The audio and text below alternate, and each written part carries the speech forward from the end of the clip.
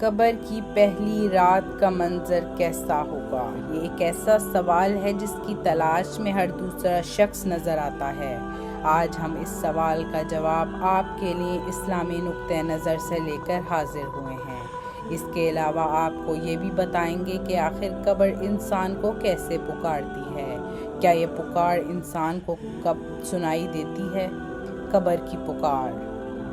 قبر کی پکار حضرت ابو سعید خدری رضی اللہ تعالی عنہ سے روایت ہے کہ سرور کائنات نبی کریم صلی اللہ علیہ وآلہ وسلم نے فرمایا، لوگوں، لذتوں کو ختم کرنے والی موت کو کثرت سے یاد کیا کرو۔ قبر پر ہر دن اپنے مردوں سے خطاب کرتے ہوئے اعلان کرتی ہے، میں غربت اور تنہائی کا گھر ہوں، مٹی اور کیڑوں کا گھر ہوں۔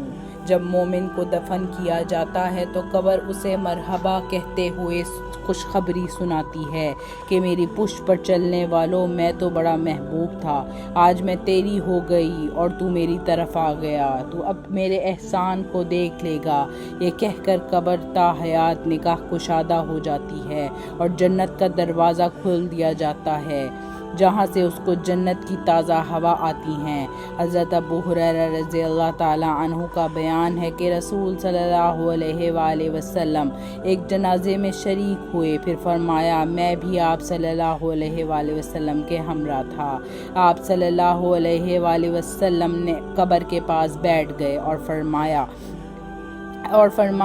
یہ قبر ہر دن بآواز بلند کرتی ہے، اے آدم کی اولاد، تو کیوں مجھے بھول گیا؟ کیا تجھے یہ معلوم نہیں کہ میں تنہائی کا گھر، غربت کا گھر، وحشت کا گھر، کیڑے مکوڑوں کا گھر میں بہت تنگ ہوں، مگر اللہ جس کے لیے کشادگی کا حکم فرمائے گا اس کے لیے کشادہ ہو جاؤں گی۔ اس کے بعد آپ صلی اللہ علیہ وآلہ وسلم نے فرمایا، اے قبر، تو یہ یا تو جنت کا چمن ہے یا پھر آگ کا تندور۔ حضرت ابو حجاج رضی اللہ تعالیٰ عنہ سے روایت ہے کہ رحمت صلی اللہ علیہ وآلہ وسلم نے فرمایا، مردہ جب قبر میں رکھا جاتا ہے تو قبر اس کو کہتی ہے، اے ابن آدم، تو ہلاک ہوا، تجھے کس چیز نے مجھ سے دھوکے میں رکھا؟ کیا تجھے معلوم نہ تھا کہ میں فتنہ، تاریکی، کیڑے مکوڑوں کا گھر ہوں؟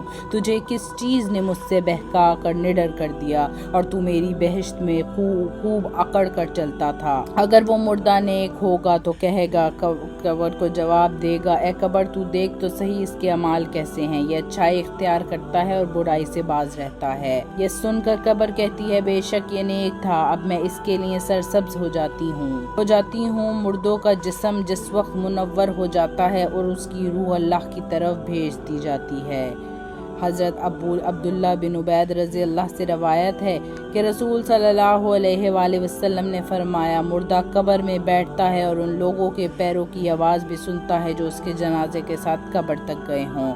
مردے سے اس کی قبر کہتی ہے، اے ابن آدم، تیری ہلاکت ہو، تو نے مجھے تنگی، بدبو، کیڑے مکوڑوں کو خوف نہیں کیا، اس لیے تو نے ان چیزوں سے بچنے کے لیے تیاری نہیں کی۔ بدعمال مردوں سے قبر کہتی ہے، تجھے میری تاریکی، میری وحشت، میری تنگی، میری تنہائی، میرا غم یاد نہیں رہا۔